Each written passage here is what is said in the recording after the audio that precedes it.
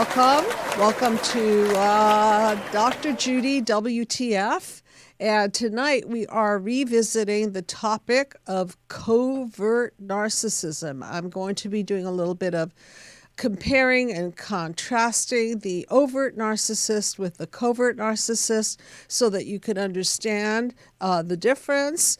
And I want to start by saying, first of all, I'm the founder of the Psychological Healing Center and the creator of the Mind Map system for healing human disconnect. And if you don't know anything about it, pick up a copy of my free PDF book, which you can download off of my website.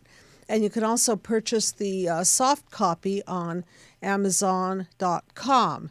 The book will give you a very insightful and thorough explanation of all the 9 panels that I will be referring to a lot today, because narcissism, narcissistic injury, is predicated on childhood wounds. So I want to start first by saying that this is a call-in show, so please do call in, and that number is 323-524-2499. So 2599. Sorry, 323-524-2599.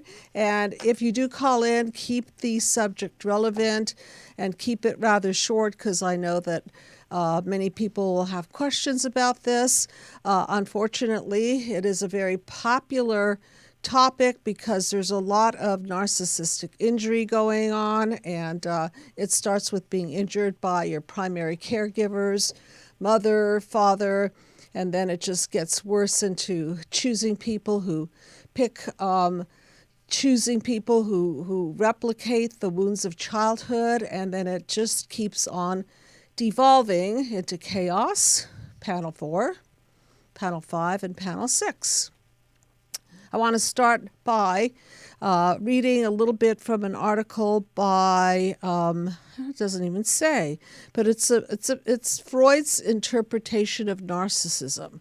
According to Freud, we are not born with an ego. Our sense of having a self evolves during infancy, and what happens during this time is we idealize our love objects. And then he continues to say that when we have deficits in our egos, we have lost a particular fine quality, and we want to substitute it out by looking for it in those we love. So let's start with Heinz Kohut, who is a self-psychologist, and I like to refer to the analysts for explanation because they go pretty deep. The only issue that I have is that it takes so long to get to the childhood wounds and work them through. So according to Kohut's self-psychology model, an article by Jamie McLean, MD, narcissistic psychopathology is a result of parental lack of empathy during development. So far, he and I are on the same page because my definition of narcissism is the lack of empathy, which leaves one with apathy, which leaves the person to not care about other people, and all kinds of things will go wrong if you just simply don't care. According to Kohut's concept, there's a vacillation between an irrational overestimation of the self and feelings of inferiority, which is the idealization of the self, and then the devaluation of the self, which makes for a pretty rocky road, an internal rocky road. And we have a caller, so hello, who is on the couch with me? What is your name, please? My name is Brian. Hi, Brian. Welcome to the show. And where are you from? I'm from Michigan. Okay, thank you so much for calling in. And so what the Freud is going on with your life with regards to narcissism, particularly covert narcissism? Covert narcissism. The timing couldn't be better. I left my job at the end of December. Mm-hmm. My boss, who I knew for 8 years, basically, I encountered a bully situation. It wasn't me who was being bullied. It was a coworker who was very ill, actually. And the people who were doing the bullying were people who had bullied me previously many years earlier. Okay. However, my boss, when I went to her, it was the strangest situation. First of all, when I first told her about it, she kind of gave me many reasons why it wasn't happening and all of this. Okay. And then when the person who was being bullied later ended up in the hospital, I called my boss again and said, you haven't done anything about this. This is ridiculous. Yeah. And she basically said, well, you never told me that. And then we were on the phone for 2.5 hours, and I couldn't even really get her to acknowledge any of it. It was so strange and so bizarre the way she was reacting.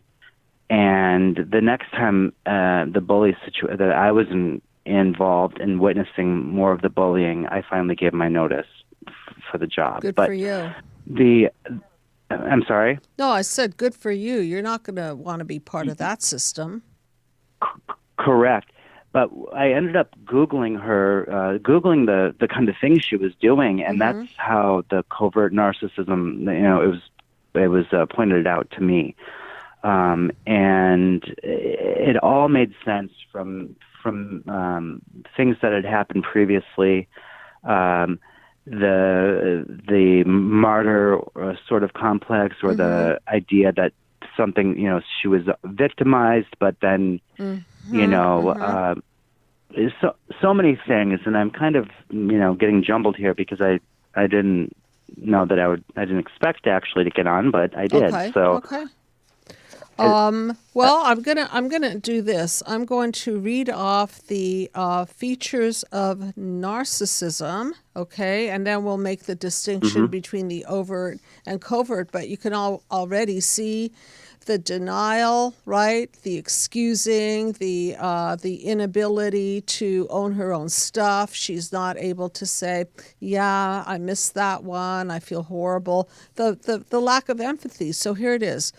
Grandiose sense of self-importance, preoccupation with fantasies of success, power, brilliance, and beauty, belief that he or she is special and unique and can only be understood or associate with those that are also high status or special and unique, requires excessive admiration, has a sense of entitlement, is interpersonally exploitive, lacks sympathy, often envious of others, and believes that others are envious of him or her, and displays arrogant and haughty behaviors. So, what do you think this list? Where does your ex-boss fall on this list? I would say many of those, with the exception of the I never felt the exploitiveness until this she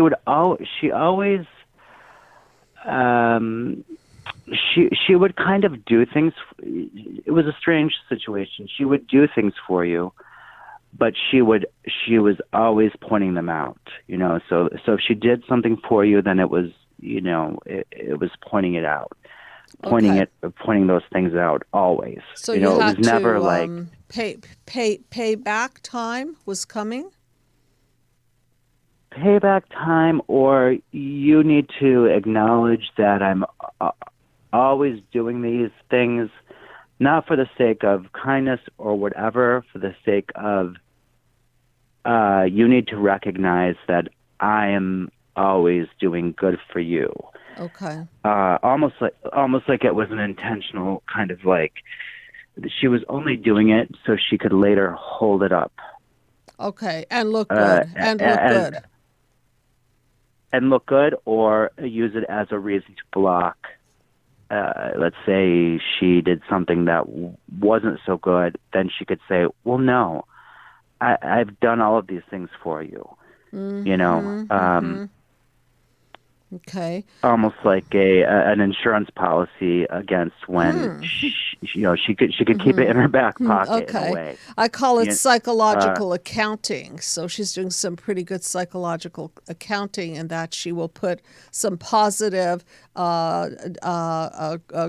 deeds into the good basket. And then if she slips up and it falls in the bad basket, she can always pull out the good basket and say, look at what I've done for you. So yeah, stay with me. I'm just going to read a little bit about Heinz Kohut's self psychology model, an article by Jamie McLean, MD. And I'm reading it because I want you guys to understand the root cause of all of this. According to Kohut, narcissistic psychopathology is a result of parental lack of empathy during development. And this lack of empathy can take all kinds of forms. From my perspective, I've seen it take the form of control and manipulation. I've seen it take the form of out and out child abuse, physical, sexual, emotional, and I've also seen it take the form of abusive abandonment. And so, in essence, the person is not being mirrored. So it seems like your boss is looking for the mirroring. So she'll do this, and then she'll hold it up and say, don't you see what I've done? So can you see how that relates to lack of mirroring in her childhood? And now she's just kind of trying to get it from her work, from the for people sure. people at work. Okay, and then what happens is there an irrational overestimation of the self and irrational feelings of inferiority, and they rely on others to regulate their mood, which is where she becomes the do-gooder. So, going further into this, narcissistic traits are present in a large number of patients, according to this article, and they swing back and forth between depression and anxiety because they do not ultimately know how to self-regulate because they don't have a strong sense of self. Like Freud said, there's no strong core. I don't know about these statistics, but here's what this one says. Approximately 18% of males and 6% of females have narcissistic traits. And the prevalence of full-blown NPD is anywhere from 2 to 16%. And the disorder tends to be more predominant in males, 50 to 75% males, and over females. And I don't know how they prove such a thing, but this is what the article says. So here again, grandiosity, need for admiration, lack of empathy. So does this all make sense to you in light of your boss? I think so. I think so, absolutely. And Some of the things too. She kind of came from a culture that was more male. Males were more appreciated, and she was the only daughter. And to me, even before I kind of did the Googling of the behaviors or whatever, and kind of was pointed in that direction, I always had the impression that probably as a child she she almost kind of displayed these behaviors of like, I worked in an industry, and we had our boss was kind of somewhat well known internationally. So if she was with our boss and she was on stage or something, you would almost see this like little girl come out. What was that little girl like? What was she like? She would tilt her head back, so her hair would kind of rest on her shoulders and become very shy and like girly. And if our boss was talking or saying nice things, she would. I would become embarrassed for her, to be honest. It was almost as if she was like a little kid, and she was being called out for doing something good, and then this behavior of like very shy and kind of giggly, and just like she was like it was an elementary school sort of reward she was getting or something. Well, one thing that I'll get into more is about arrested development, because when we recognize in people that they're stuck at a certain stage, that simply means to me that they did not develop and that something cast a shadow over them. And in the mind map system, I talk about the 5 childhood wounds, which are physical abuse, sexual abuse, verbal abuse, neglect and smothering, and all of these cause injury. And obviously, all of them are signs of a lack of empathy. And so sometimes what people do is they regress to those points and then they play them out on other people, hoping to heal. And that's what I call the Freud, because we're going back into the pattern and we want to forward the program, but the people that we pick to forward it with usually knock us down and set us back. So I don't know what she was doing up there, if she was getting some narcissistic supply or maybe not, but you could see with your own eyes that childish, arrested development. Any other questions or comments that you have about your boss or these features that come out of childhood injury? So this is not like you're born with it. This is the shadows cast over you that create these childhood wounds and these horrible defense mechanisms. Any other questions? So I guess my question would be, especially with a covert narcissist, are they aware that they are using these tactics? Especially the gaslighting and the denying of reality when I was, coming to her with these, eyewitness accounts of things that were happening, and she was denying it flat to my face. I mean, yeah, that's a great question. Are they aware that they're doing it, or are they?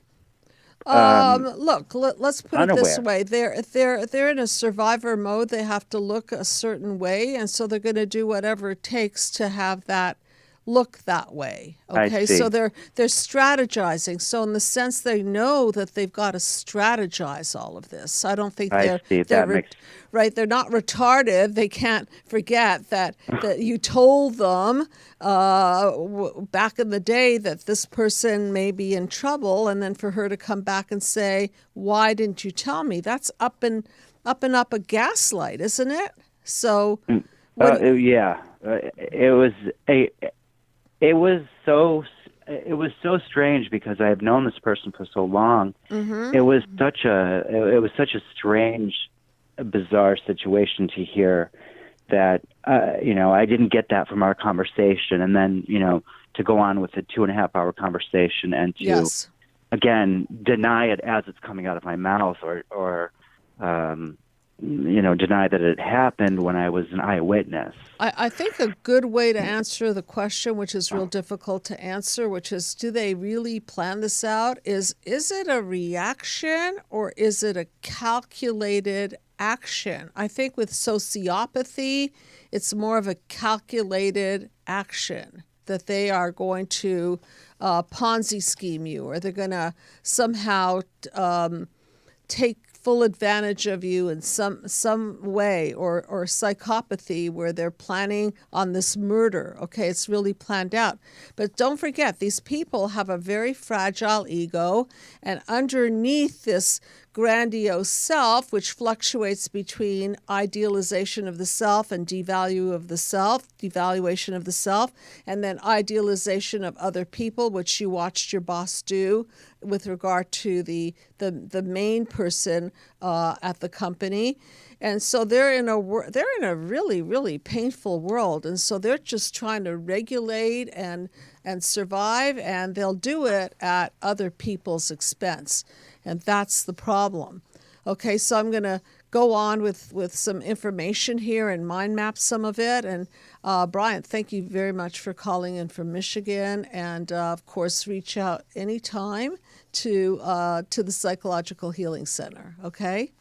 I'm halfway through your book, and I love it. Oh, so thank I thank you for everything you do. It's been tremendously helpful to me for other reasons other than this. This was like a bonus. Okay. I could go on and on about other things I've learned through you, so I really appreciate it. Oh, my pleasure. And for those of you who are needing more help from recovering from narcissistic abuse, I'm busily working on a project with my passionate life coach who is passionate about helping people to recover from narcissistic abuse. It's Epstein. He's part of the team. We're doing a full-on video that will be available hopefully as soon as it's edited and put together nicely. And it will be the mind map journey to recovery from narcissistic abuse. It's based on my book, my mind map, and Yitz Epstein will be hosting that video. And so look out for that or ask about it, and we'll tell you approximately when and how to get it. So moving along. So exciting. Yeah, I'm excited. It's quite profound. It's really a lot of information compacted in a video. Okay, thank you. And I think we have another caller. Hello, you are on the couch with Dr. Judy. Hi. Hi, what's your Hi, name? Dr. Judy. Hello, what's your name? Mari. Hi, my name is Mari. Mai? Mari, yeah. Okay, nice to meet you. Where are you calling from? Nice to meet you. California. California. Okay. Northern, southern, what part? Yeah, Northern California. Okay. So what the Freud is going on with you and narcissism, particularly covert narcissism?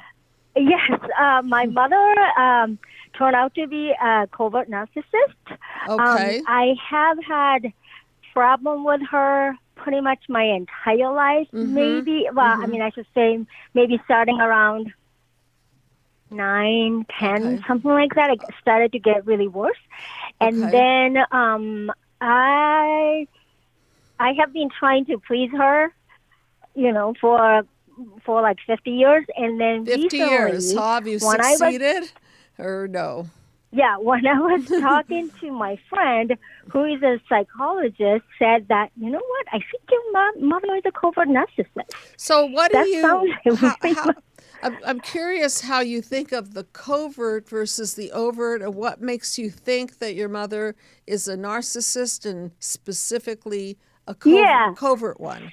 So basically all the abuse, except for physical and then sexual abuse, was going on for my entire life, especially controlling, smothering, and then all that.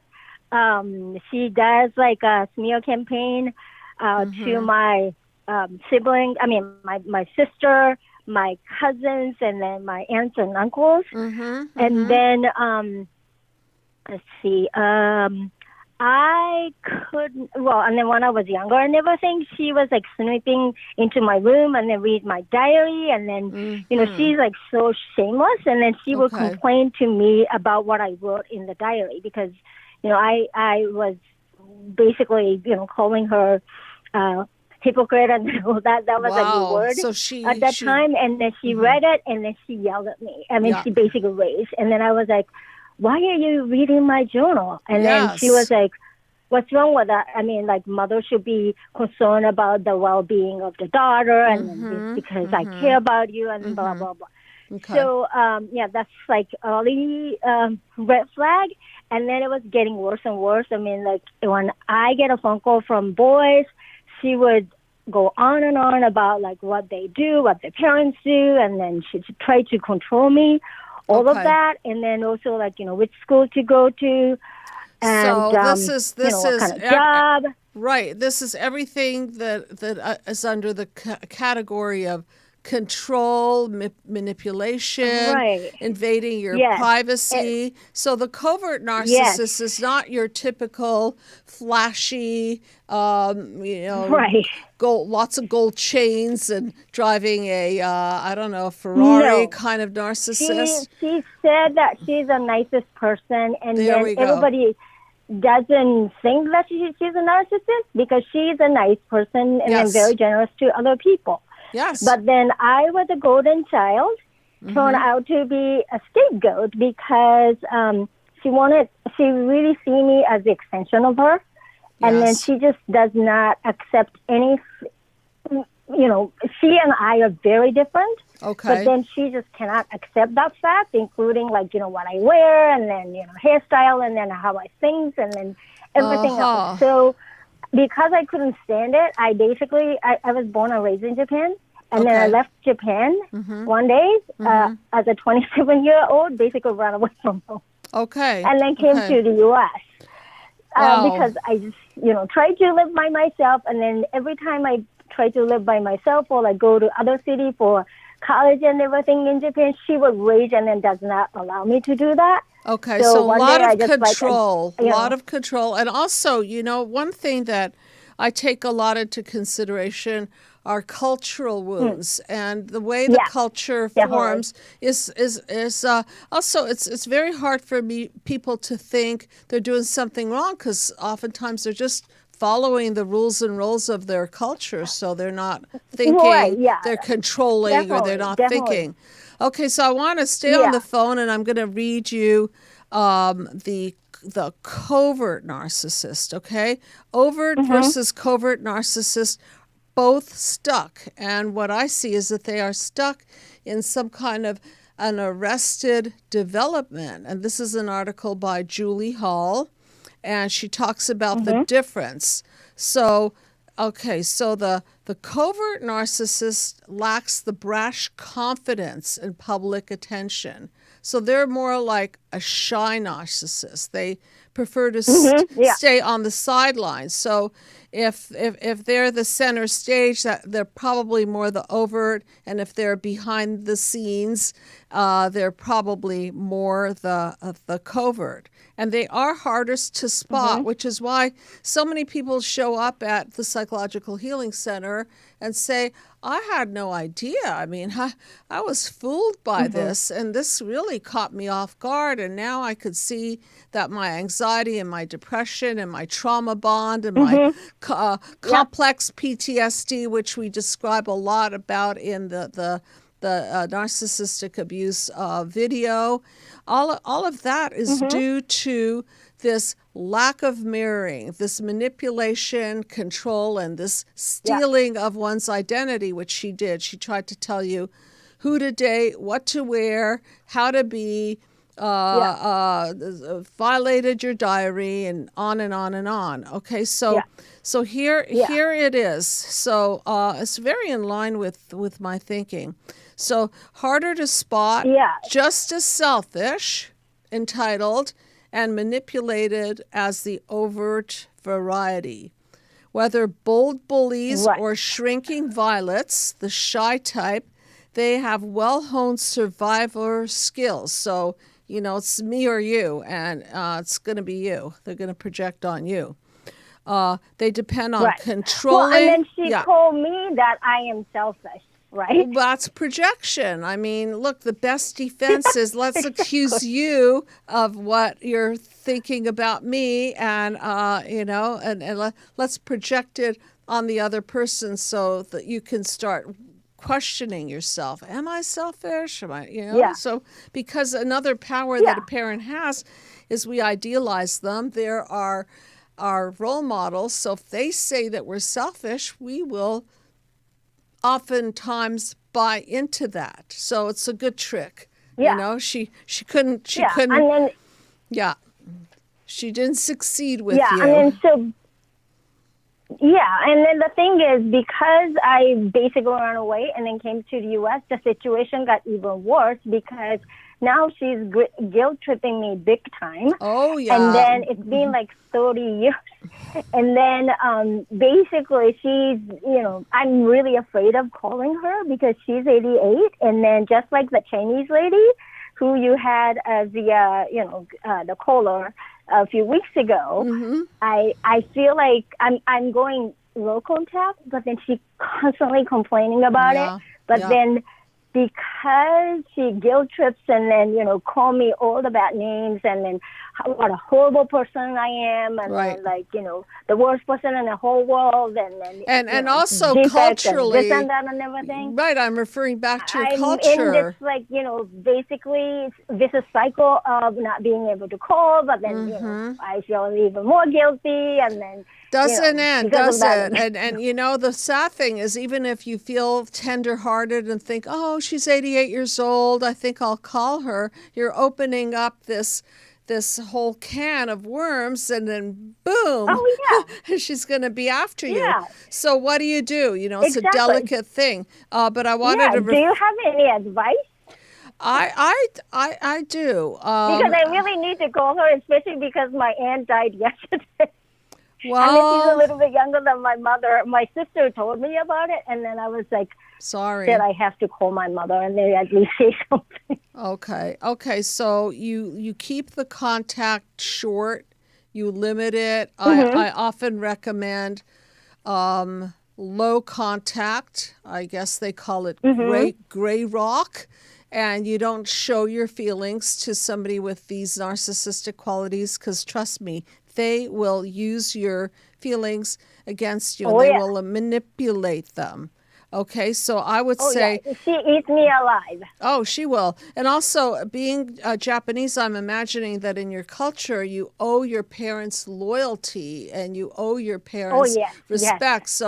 So this is, from her eyes, you're a horrible daughter. Okay, so you will never, never the win worst with in the her. Whole world. The worst. And she'll never own her own stuff, which is a quality that narcissists lack. They just don't know how to self-reflect and self-correct. So look, lay low. Yeah. If you can't stand it, then I guess email her or have somebody else deliver the news.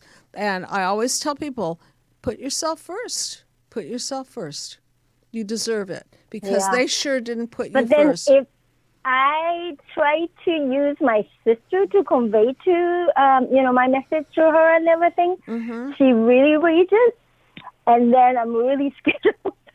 Okay, plan B or C, whatever you want to call it. How about a sympathy card or some kind of a letter, even if it's an email letter? Mom, I'm really sorry to inform you. Pardon me? I haven't called you. So to my mother, that I haven't called her. Sorry, but I hope that you are doing well, kind of thing. Yeah. I heard about my aunt passing, and I already contacted her, so please don't worry that I haven't done it. There we go. Because she worries about everything. Okay, so that's the deal. You lay low. You don't give her feelings. You try to show as much empathy as you can. But number one is you, okay? Even though I don't feel the empathy, I show the empathy. You know why you're empathetic? Because you're a good person, and you are it because it's your heart, and you don't want your mother to turn you into a cold stone, which doesn't mean that you have to pour on the love. It's just that if we really peel back the curtain, then these people have been very, very, very injured, and they struggle with self-esteem. They struggle deeply with shame, and they have horrible defense mechanisms of control, manipulation, gaslighting, and demeaning and devaluing and destroying others. And that they never heal, and I don't think they're going to be showing up anytime soon at the Psychological Healing Center, and I don't think they're going to be exploring covert and overt narcissism. This is a topic they will keep away from because they don't want to unpack their baggage because it's too painful. So they'll just stay this way. They'll stay defended. Got it? Okay. So you do the bare minimum, keep yourself safe, and you don't have to allow, open the door for her to vomit all over you. Okay. All right. Thank you so much, Knight, for I'll calling do my in. best. Okay. Thank you so much. You're very welcome. Good night. Okay, there's just so much epidemic out there. I think this world that's why I wrote a book called Be the Cause, Healing Human Disconnect, because this is all about mother-infant disconnect, father infant disconnect, family disconnect. And when we're disconnected from, then we fall into reactions and low self-esteem core beliefs like we're not worthy, we're not good enough.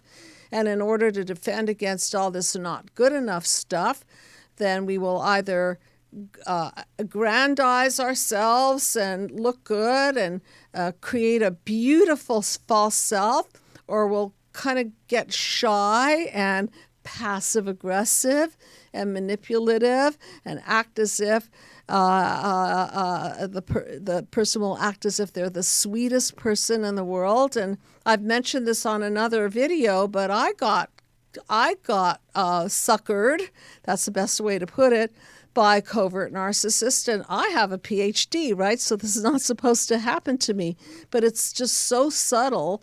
And why it's so horrible getting healed from this is because you don't see it coming. You just think that this is the nicest, most honest person until you find out that they're cheating and they have a double life and they're using you and they're draining your finances.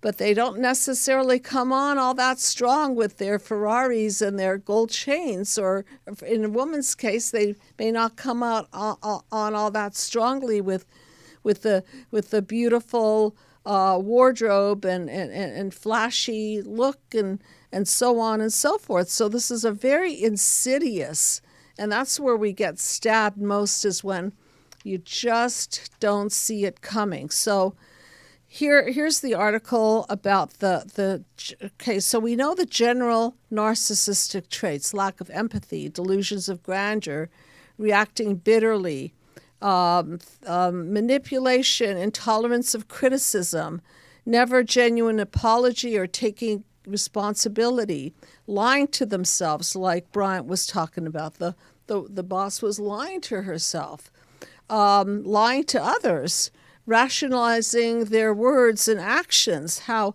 no matter how inappropriate, false, or rude. That's the cover-up part. So there's a lot of lying going on, and you buy into it, and I can say that I bought into it. Why? Because I wouldn't dream that people would do that to me. I have this naivete, so now I'm a little wiser and less vulnerable to this. So those are the overt traits: are attract attention, demand admiration, charm and flatter, study the room for the most vulnerable person. They're arrogant and haughty. They are given to rages because they get easily triggered in their core belief of unworthy and shameful. They view others as competitors to be defeated. They ridicule, mock, and demean, devalue, and destroy, as I like to put it. And they project entitlement, special treatment, and they will turn on and off at will with their charm. So when they're on, it's very believable, but when they turn off, it's quite shocking. Covert narcissistic traits: passive aggressive. I think that's the number one thing to watch out for, is they will pay you back in ways that you don't see it coming. They're smug, they're insensitive and withholding, and oftentimes they'll withhold love, they will withhold money, they'll make you pay for their things, and in general use you. Seek out caretaker personality types, sure, because they're arrested development and properly being cared for, properly being mirrored, and so they're going to pick on the kindest, sweetest, generous, emotionally generous, financially generous person they can find. Why? Because they're going to get all those goodies from them. They exaggerate suffering and sickness, so they play the victim. They might even stage a crisis so that you feel sorry for them because they're pulling on your heartstrings. They drain their partner monetarily, they drain them emotionally, and they blame their failures on other people and circumstances, never really owning up. And of course, they do not know how to self-reflect and self-correct. So this is the danger of apathy. When you have apathy, you just don't care. And when you don't care, you could do whatever you want to anybody, because if they're bleeding and you're not, oh well, they're bleeding. and they cover up. See, underneath all of this is a real fear of being engulfed, of losing control, of fearing abandonment. But what they will do is they would rather abandon than be abandoned. So they're quick. They're good soldiers. They'll go to the front of the line to enact their destructiveness before they can be destroyed. So they're excellent psychological warriors, if you will. So this is a call-in show, and please, I know I have time for maybe one or two calls. 323-524-2599. And I want to talk a little bit about, we have a call-in. So hello, you are on the couch. And your name, please?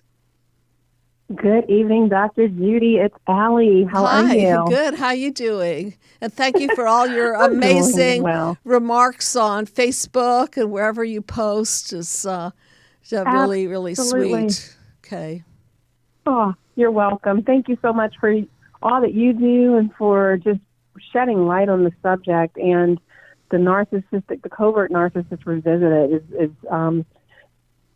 it beckoned me from the shadows. I was listening and thought I have to call in because there is a lot to be gleaned in the way of seeking support, especially for complex family dynamics with therapists and what have you, when they seem to not even really understand this. And this is especially the case when someone's not a flagrant narcissist or covert narcissist, but have really compelling narcissistic traits. Yes. And so I just, it's crazy making, and it's one of those things. I just talked to my mom and sister today, so I'm feeling kind of like I'm the bad daughter, the bad sister, the bad child, because so much happened that kind of runs counter to my claims and my concerns and the very, I guess, rich historical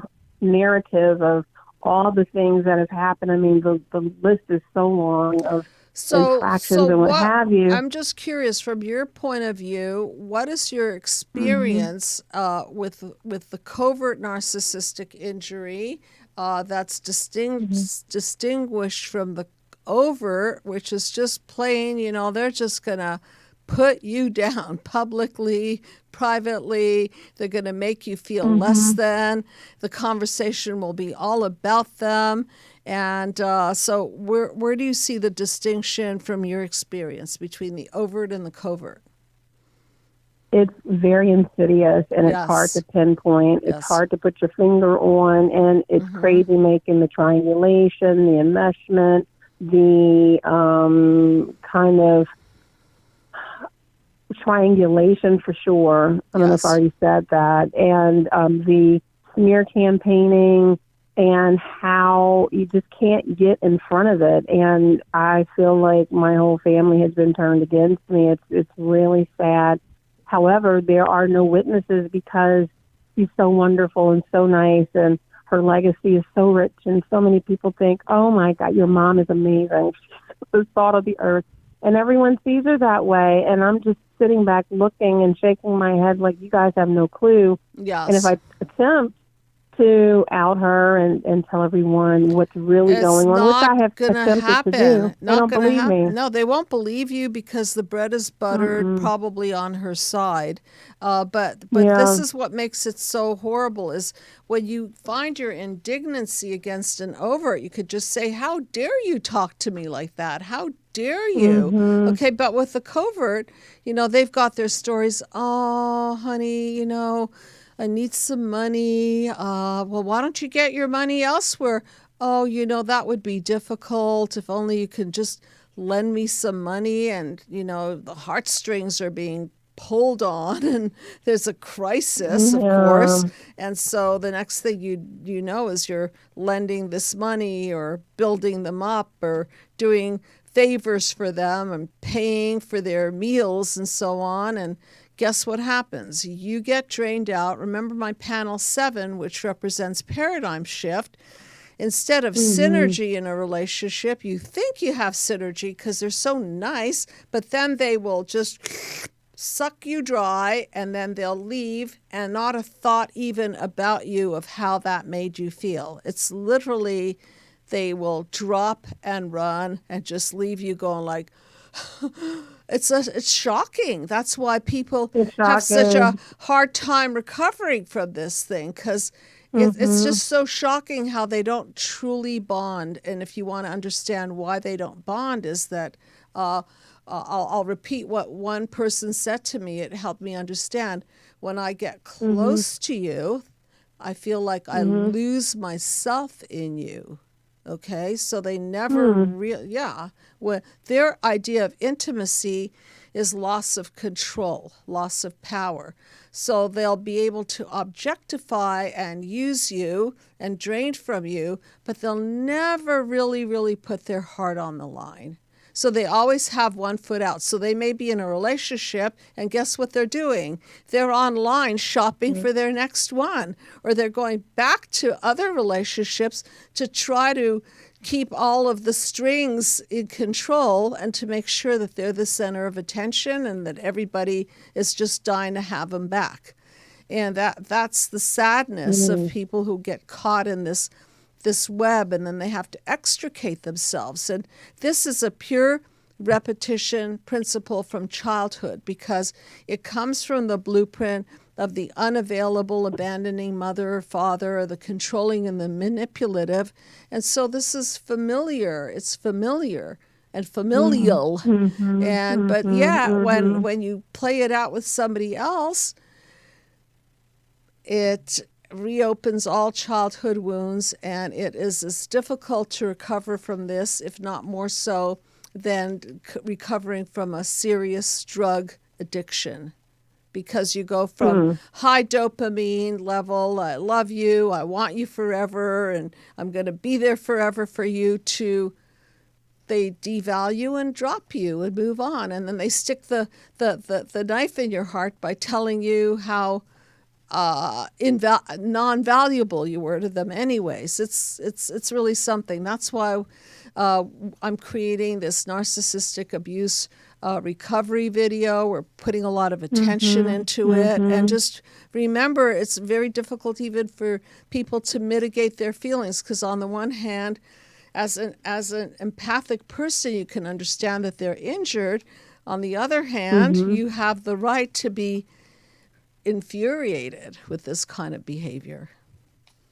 Well, again, to that point, it's very difficult to even assert oneself, because, and like with my situation with my mom is the one who always has her credit card out or her checkbook out.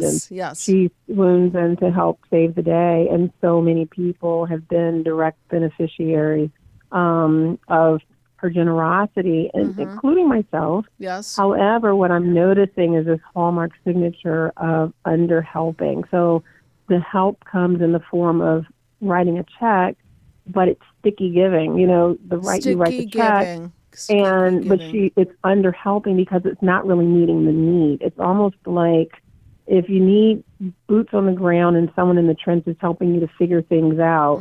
You and I have talked. I don't know if I want to share fully what's going on, but I live with a hidden disability. And so the thing is, there's a lot that goes on in making my life work. And the thing is, I meet someone, advocates and people in the trenches helping me to figure out like the methodology, like, okay, the game plan and that kind of thing on my own is very difficult to do. Okay. So she won't be there for that, but she'll be there to write the check. But it's almost like throwing a check to someone who has stage 4 cancer and they need a really good oncologist. And that's someone will say, exactly. There's a little tease of, well, you can't really blame me. I'm doing something nice.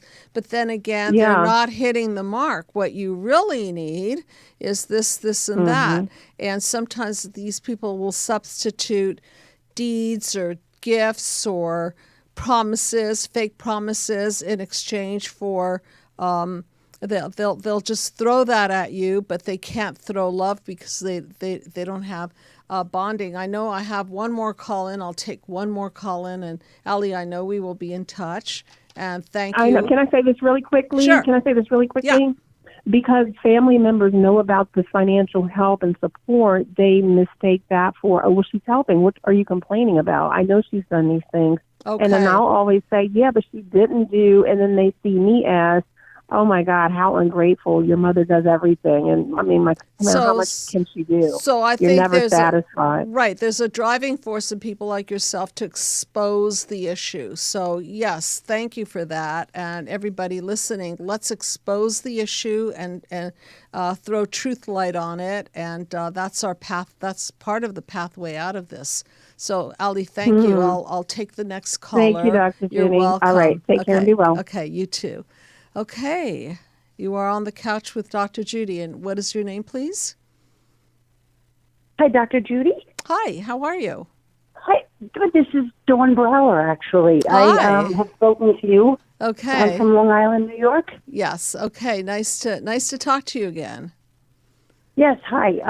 I'm just calling regarding the topic of covert narcissism, Yes. and I was just curious, the connection. I have a hypothesis, if you will, about a midlife crisis actually being the failure of the covert narcissist being able to continue their compensations Yes. of their hidden covert narcissism, and then all of a sudden it looks like a midlife crisis, but it really was covert narcissism the whole time. Interesting. I think I can understand what you mean by that. So the crisis is something that they enter into as a way to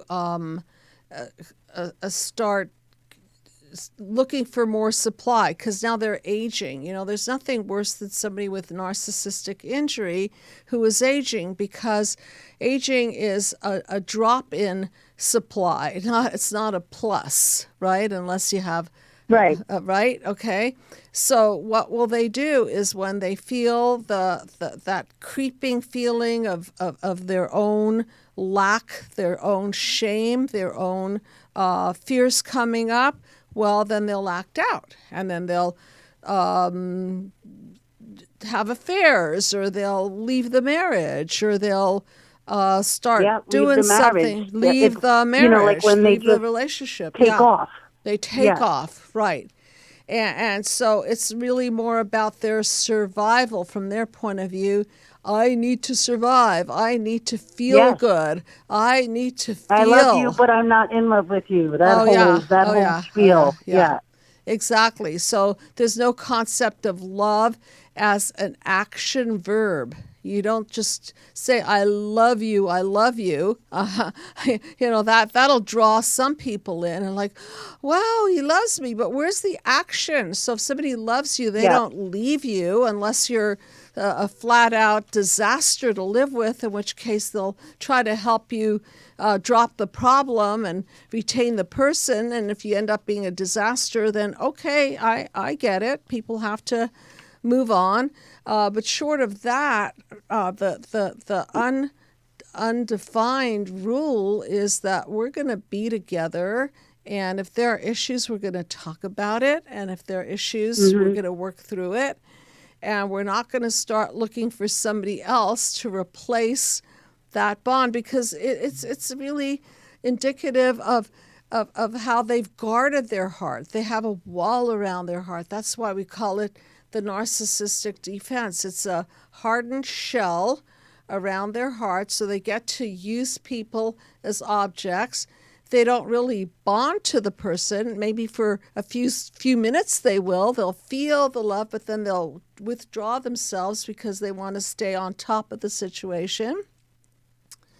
And they never really go in. They don't go full in.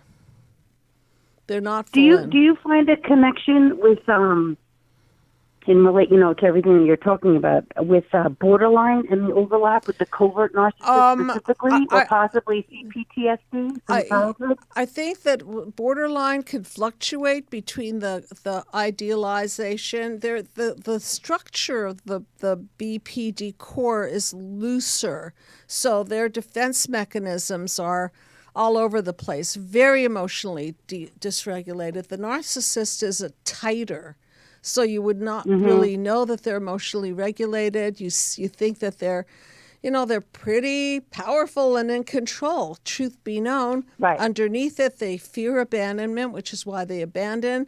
They have shame, which is why they demean and devalue and destroy you. And they can't commit because they're scared of engulfment, and they're scared of being enmeshed and losing power and control. It's different. Okay, with the borderline, it's a fear. It's a true fear of abandonment. It's a real fear of abandonment with the borderline, and then they'll dysregulate when that is triggered. And with the narcissist, on the cover of it is a fear of being smothered and manipulated and engulfed, but underneath all of that. See, it's layers. It's layers. So you could peel the onion back. It looks like this, and now let's peel that back. It looks like that, and now let's peel that back. Oh, look what it really looks like. And the bottom line is toxic is toxic. That's just what I keep telling myself. It doesn't matter what the label is. And no matter and no matter how much empathy you have for people who will demean and devalue and destroy you, you can have empathy or not. It's okay not to, because who wants to feel so much for somebody that doesn't feel for you? Bottom line is clean up your own childhood emotions so that you don't get what the Freuded back into horrible patterns. That's the message. So thank you for calling in. I'm going to do one Shrink That Tune, my usual Shrink the Tune, and appreciate your question and your call. Thank you, Dr. Judy. You're very welcome. Okay, this is a song by, let me see if I can get it here. It is called Sick Boy by the Chainsmokers. It's funny, I used to have a stop smoking clinic, so maybe I was drawn by the word Chainsmokers. I'm from the east side of America, where we choose pride over character and we pick sides, but this is us, this is us. I live on the west side of America, where they spin lies into fairy dust and we pick sides, but this is us, this is us. So I guess this is referring to the two sides and the splitting. Don't believe the narcissism. When everyone projects and expects you to listen to them, meaning that the narcissist is putting the pain on the other. Make no mistake, I live in a prison that I built myself. That's that double dungeon of darkness that I refer to. You can't turn to anyone. Easy to say when you don't take the risk. Boy, welcome to the narcissism, where we're united. I love this line, where we're united in our indifference. So join the apathy club. And I'm from the east side, and then there's the west side. I won't repeat it. I am the sick boy. I am the sick boy. They say that I'm the sick boy. They call me the sick boy. Well, apparently feels pretty sick inside. Whenever anyone projects and expects you to listen to them, make no mistake, I live in a prison, and it's my religion. I'm the sick boy. Feed yourself with my life's work. How many likes is my life worth? So all these likes and Facebook, so on, the dopamine keeps coming, and they keep boosting the poor self-image underneath all of it. So in summary, it's not what it looks like. These people are not filled with self-confidence, so they're not wise, they're not filled with knowledge, and underneath all of this is a sick boy or girl who is hurting and has walled themselves off from interconnecting and sharing of themselves. And so that's why they're apathetic and they can do what they want because they don't really feel it. So thank you, everyone, for listening. Really, really appreciate the calls and the questions. Good night, everyone.